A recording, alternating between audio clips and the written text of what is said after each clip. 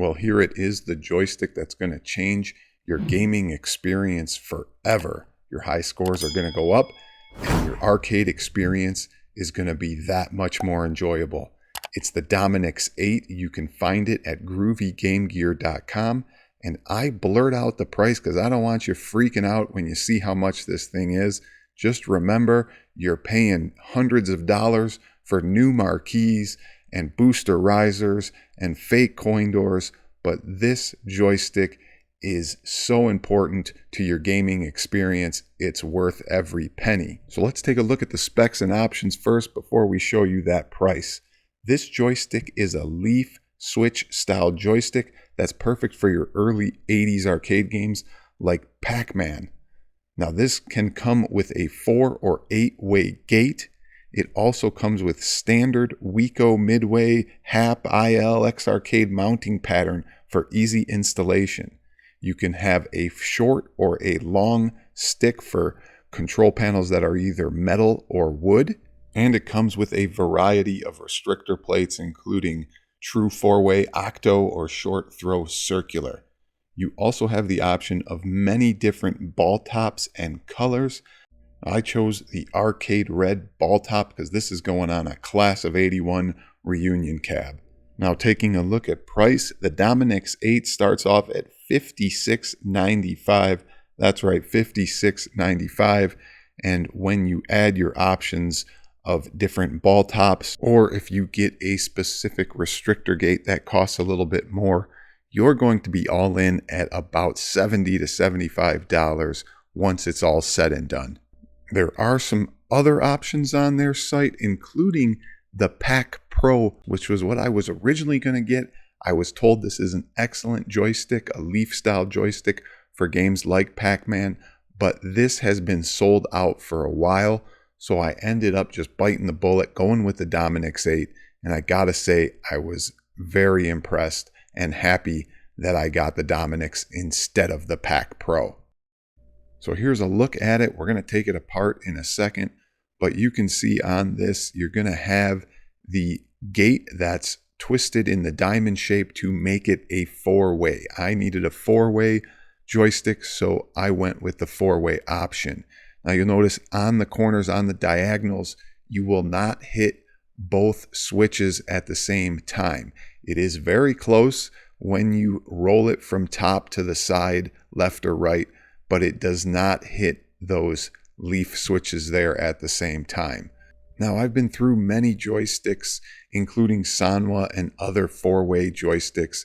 I needed a 4-way joystick here, but the one I was using before was a replica of a class of 81. This is it right here, you'll see.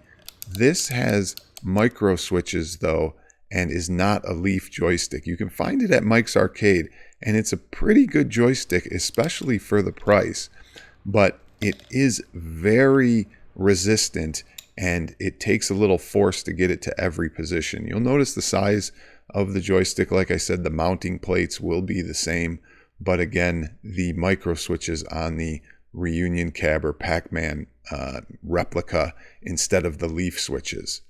Now technically the class of 81 did have micro switches, but I like the leaf switch style much better, and the feel of this one is just much better.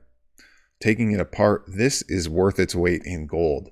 The screw-on instead of the E-clip that holds the joystick in the mounting bracket. I can't tell you how much I hate putting E-clips on and taking them off and watching the E-clip fly all over the place and then can't find it. But the screw-on option here is such a lifesaver. You'll see it comes with a couple spacers, a white and a black one. And then the joystick just slides right out. You have a little washer on the stick itself, and then obviously the big black dust washer. But don't lose that piece right there, that little white washer that goes on the joystick and helps it for positioning. Now we are going to install this joystick onto my metal control panel, and I will say this, even though I chose the short stick option, it's still a little bit long when it goes through the metal control panel, so you can add some washers or some spacers underneath your control panel. That's what I did here to get a little bit shorter joystick from the top of the control panel. Just added some washers underneath the mounting bracket. One tip when adding the terminal connectors for the wires onto leaf switches, I hold that prong with pliers because they bend really easily and you can snap them off pretty easily. So you got to be careful when putting those terminals onto the prongs for the leaf switches. All right, well, let's take a look at this and see how it works. The feel is pretty incredible.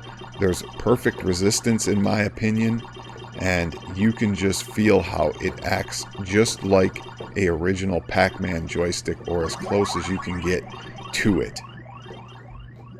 Now, one thing that you always want to make sure is when you have the spring back, you don't want the Pac-Man or the character going back on its own. So as you'll see as I flick it, it stays in the direction it needs to stay. Now the distance that the joystick travels, or the throw or the deflection, is perfect. Take a look at this area I circled and watch what happens as I go eat the dots. You'll notice I missed that one dot because I'm so used to playing with a different joystick and on MAME that I didn't realize how quick this joystick reacts.